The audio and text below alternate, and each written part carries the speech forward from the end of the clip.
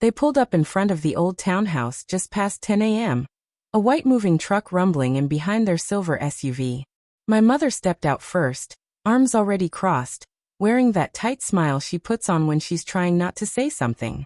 My father followed, stretching his back, pretending he wasn't quietly fuming about having to give up a Saturday to help me leave the life I had built. But there was no choice anymore. Not after everything.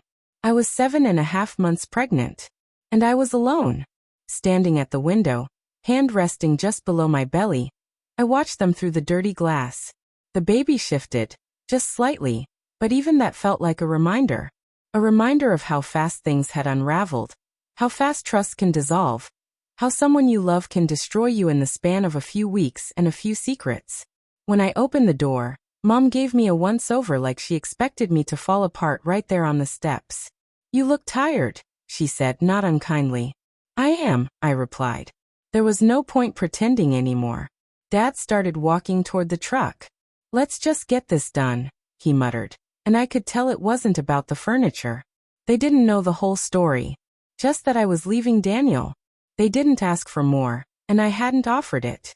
When I met Daniel 3 years ago, he felt like fresh air in a room I didn't know I'd been suffocating in.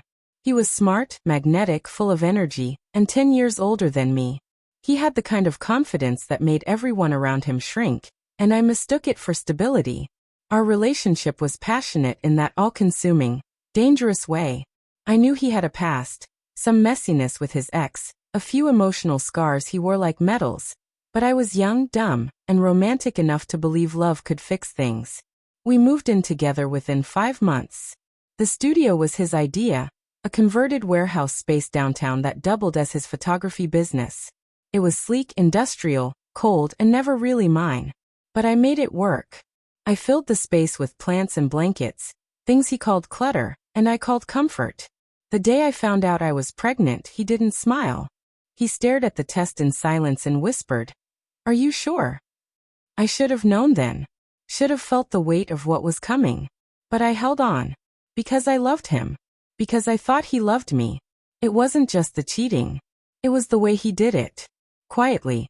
Carefully. With someone I trusted. It was Claire. My best friend since college. The one who threw my baby shower. The one who rubbed my shoulders when I couldn't sleep. The one who knew every crack in my relationship and chose to widen them. I found out 2 weeks before the move. I was doing laundry, his laundry no less, when his phone buzzed. I hadn't snooped before, but something about that vibration. It felt like a ripple in the air. I picked it up and read the message on the lock screen. "Claire. Last night was everything.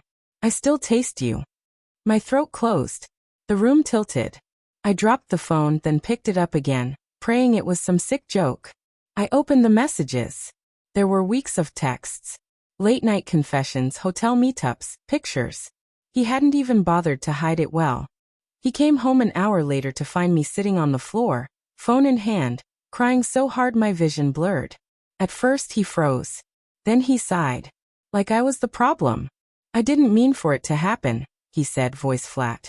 "It just did." I asked him why. Why her? Why now? Why, when I was growing his child inside me? He didn't answer. He just stared at me with that same cold distance he used to use on his ex, the one he swore had ruined his life. I packed a bag that night and went to stay with my cousin. I didn't tell my parents until 3 days later. My mom cried. My dad didn't say anything for a full minute before asking, "Do you need us to come help you move?" I didn't want to go back to that studio. But I had no choice. My things were there. The crib. My clothes. The rocking chair we'd picked out together, even though he said it was overpriced. So here we were. Back in the place where I had once imagined our future. Now just an empty shell. "Are you okay?" My mother asked as she opened one of the kitchen cabinets and began wrapping mugs in newspaper. I nodded, even though I wasn't.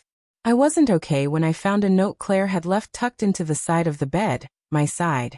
I wasn't okay when I found one of her earrings wedged between couch cushions. I wasn't okay when I opened the top drawer and found a condom wrapper. We hadn't used those in months. But I didn't scream. I didn't cry. I just packed. Because this wasn't about revenge anymore. It was about survival. It took 4 hours to clear the place. Dad didn't talk much. He just lifted boxes, made small comments about how I should have left Daniel sooner, and stayed out of my business. Mom hovered. She kept asking if I wanted to rest, if the baby was kicking, if I was eating enough. I appreciated her worry, but I didn't have the strength to hold it. The last thing I packed was the ultrasound photo taped to the fridge. I peeled it off slowly, stared at it. A tiny black and white blur, a heartbeat caught on film. A future I had once imagined so differently. As I stepped outside, I caught a glimpse of Daniel from across the street. He was sitting in his car, watching us. Watching me. Coward enough not to come help, brave enough to witness my exit. He didn't wave. He didn't call out. He just watched. And I turned away. The new place was smaller. A one-bedroom in a quieter neighborhood. No exposed brick or fancy skylights. But it was mine. Every inch of it. I set the crib up by the window, arranged the baby clothes by color, hung a soft mobile over the bassinet. That night, I lay on the floor, staring at the ceiling, feeling the baby roll beneath my skin. For the first time in weeks, I felt the stirrings of peace. Not happiness. Not yet. But something close. Something like a beginning. I knew it would be hard. That I'd have nights full of tears and anger.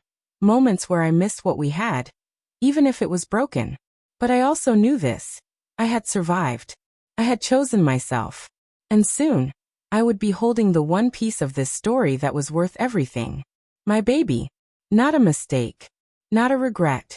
But the reason I walked away and never looked back.